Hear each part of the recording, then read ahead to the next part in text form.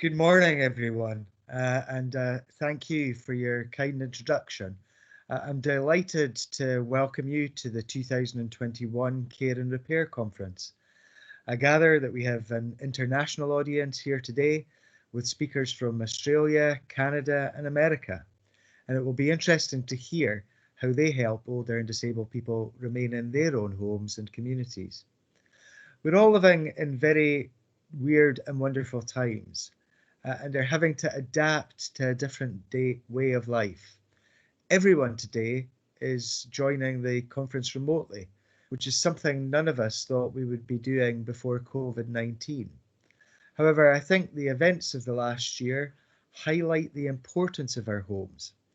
Care and repair enables older and disabled people to live safely and independently at home.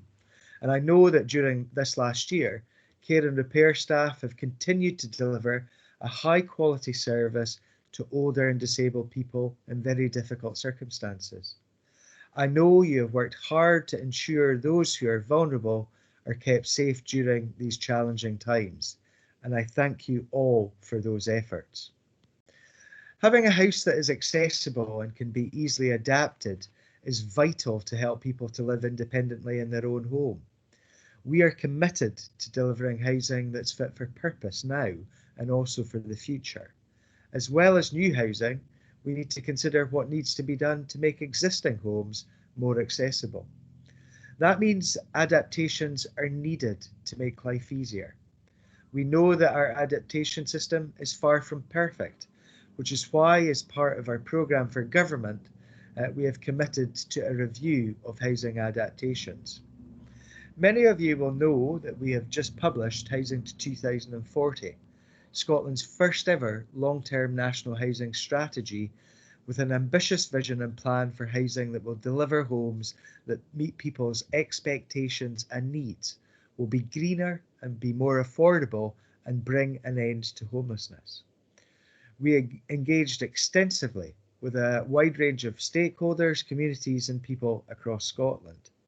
This includes Care and Repair Scotland, as well as local authorities and a number of housing associations where I know many of the care and repair teams are based. The Housing to 2040 strategy that we have published is set out across 4 parts, mirroring the main areas stakeholders told us it was important to take action on. These 4 parts are more homes at the heart of great places, affordability and choice, affordable warmth and zero emissions homes, and improving the quality of all homes.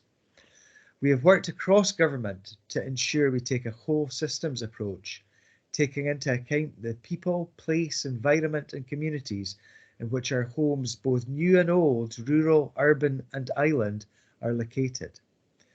I hope that you embrace these ambitions and will work with us to develop and deliver them.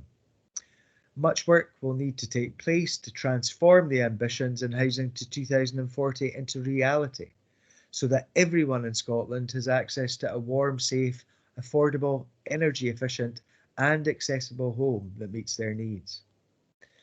As many of you will be aware, the Independent Review of Adult Social Care published its report on the 3rd of February this year. It's essential that our adult social care system is sustainable and enables people to live fulfilling, independent lives. The report clearly sets out how alternative models of care, housing, adaptations and technology-enabled care can help achieve this, making sure folk leaving hospital are moving back to a home that has been adapted to meet their needs is often down to the local care and repair organisation.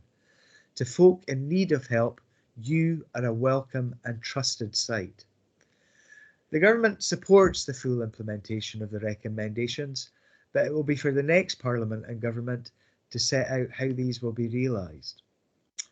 Care and repair are also involved in our home energy efficiency programmes. In January 2017, we launched an area-based equity loan pilot scheme to assist homeowners with the costs of carrying out energy efficiency installations and essential repairs to their properties. The pilot is administered by the Energy Saving Trust, and applicants are offered support with the process through care and repair officers in their local areas. And I'm very pleased to say the pilot has now been extended to run for a further year until the end of March 2022.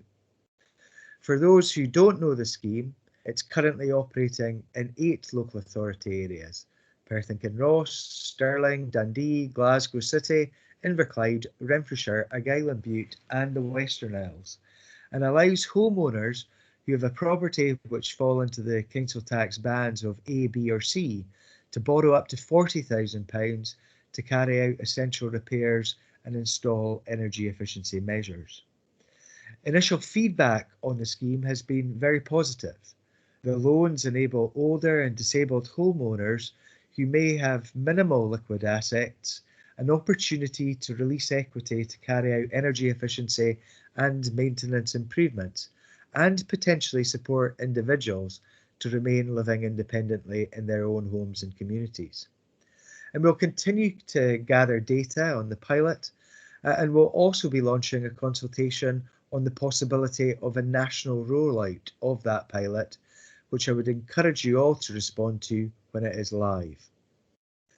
We as a government remain committed to implementing the Fuel Poverty Act in full and to achieving the ambitious targets for reducing fuel poverty which it introduced.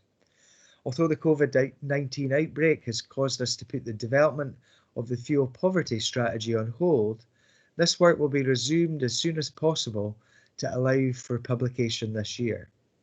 We've already invested heavily in making people's homes warmer and more affordable, with over £1 billion allocated since 2009 to tackling fuel poverty and improving energy efficiency. In our recent budget, we have committed to increasing spending on fuel poverty and energy efficiency to £190.6 million in 2021-22. That's a rise of £53.5 million from the previous year. And this ongoing investment will ultimately ensure that we remove poor home energy efficiency as a driver of fuel poverty.